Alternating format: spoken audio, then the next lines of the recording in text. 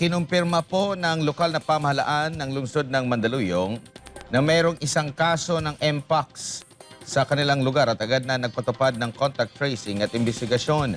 Ayon sa City Epidemiology and Surveillance Unit, kasalukuyan ang sumasailalim sa risk assessment at mahigpit na monitoring mga nakakasalamuhan ng pasyente. Nakiusap naman ang ahensya sa publiko na irespeto ang pribadong impormasyon ng may sakit at iwasan ang pagpapakalat ng anumang maling balita na maaaring magdulot ng kalituhan at takot sa komunidad.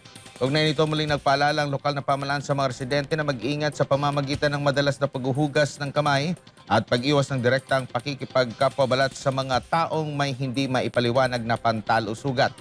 Ayon sa pinakahuling ulat ng Department of Health o DOH, umabot sa 44 ang naitalang kaso ng Mpox sa bansa mula Enero 4 hanggang June 13 taong kasalukuyan.